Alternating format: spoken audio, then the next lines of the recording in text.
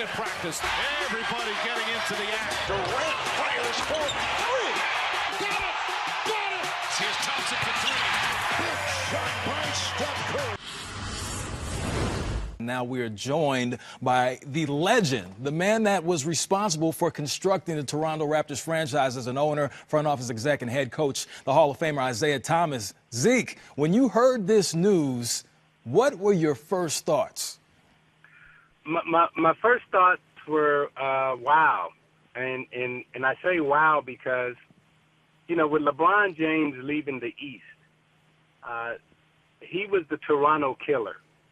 He was the person, in my opinion, that really stopped the Raptors from advancing single-handedly. Now that he's in the West, you had to look at this Raptors team with all of their playoff experience, with the DeRozan, with the East being kind of down this year or kind of up in the air because there's no LeBron James. Toronto, you would have thought that they would be one of the favorites to come out of the East this year. And to make this move, you're looking at a Kawhi Leonard and a Danny Green that if they come and they put their heart and soul into the franchise as DeRozan did, then they still are the favorite to come out of the East.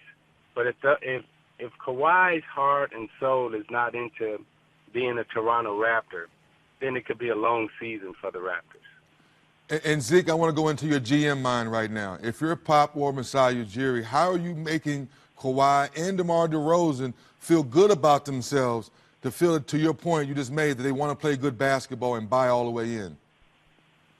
Well, there's two parts to this. There's an economical part, and then there's a playing on the field part, a playing on the floor. So when you look at the economics of it, and if you're Toronto, you're saying, okay, I've made the decision that I'm going to have a one-year rental in Kawhi Leonard, and I don't believe in my team anymore.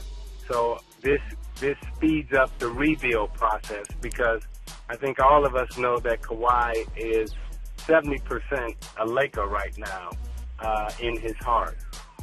If you're San Antonio, you're saying, okay, I don't want to make the Lakers better.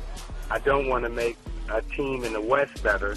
So the best thing I can do is move, you know, the star player to the East. You're getting an all-star back in DeRozan. He's 3 years, 2-3 years still under contract. So you have stability if you can get DeRozan to buy into the Spurs way. So economically and playing-wise, that's how I view those two situations. So, Zeke, I have to ask you this. You're very familiar with Toronto and how things work in Canada. Is there any scenario in which Kawhi gets comfortable there and stays past this one season? Well, we all thought that Paul George would never be comfortable in OKC, and it worked out. So, you know, there's always a chance. However, I say that, you know, I think the thing to watch this upcoming season is, and even maybe before the season starts, does Toronto now make a trade with the Lakers? Does Toronto accept the Laker package that was put on the table with all the young players, all the draft picks? You know, so this puts the Lakers right back in the mix as a potential trade partner with the Raptors.